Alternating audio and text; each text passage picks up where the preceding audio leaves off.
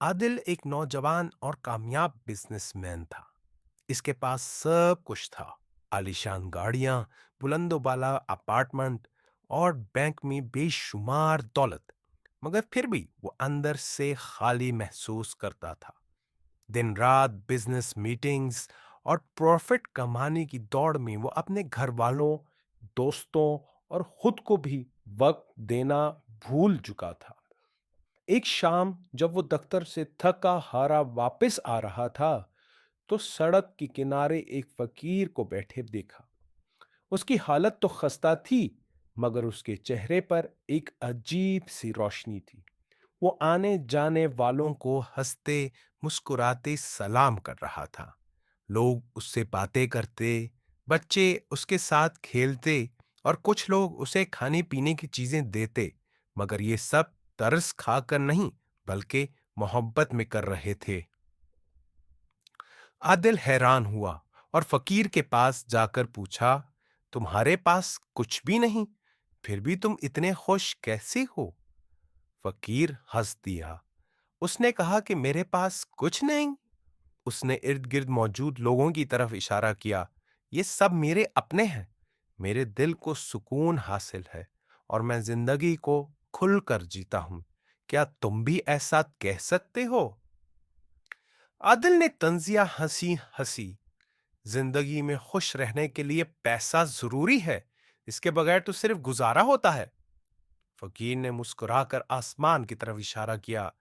ये खुला आसमान, ताजा हवा, बच्चों की हंसी, ये सब मुफ्त है। मगर अक्सर दौलतमंद लोग इन्हें देख ही नहीं पाते।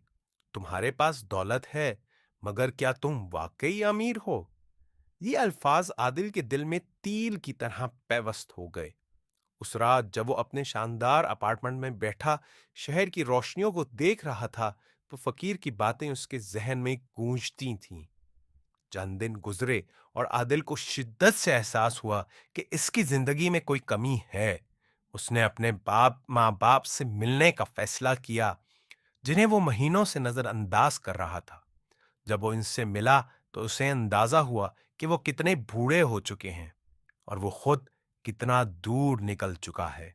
उसने पुराने दोस्तों से मुलाकात की, बरसों बाद दिल खोल कर हंसा और एक दिन सिर्फ पार्क में बैठकर दुनिया को देखने के लिए निकल आया।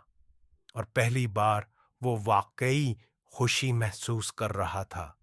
एक शाम वो दोबारा उसी जगह गया ताकि फकीर से मिलकर उसका शुक्रिया अदा करे, मगर फकीर वहां नहीं था। आदिल ने एक दुकानदार से पूछा, तो उसने अफसोस से बताया कि कुछ दिन पहले ही वो बुजुर्ग इस दुनिया से चले गए। ये सुनकर आदिल की आंखों में आंसू आ गए। अचानक उसकी नजर उस बेंच पर लगे एक छोटे से नोट पर पड़ी, जो फकीर छोड़ कर गया था।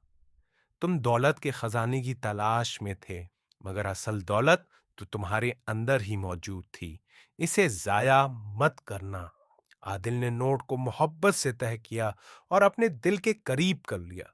उस दिन उसने खुद से एक वादा किया कि अब वो अंधाधुंध दौलत के पीछे नहीं भागेगा, बल्कि वो अब से जिंदगी को जिएगा, क्योंकि असल दौलत पैसा नहीं, बल्कि दिल का सुकून है।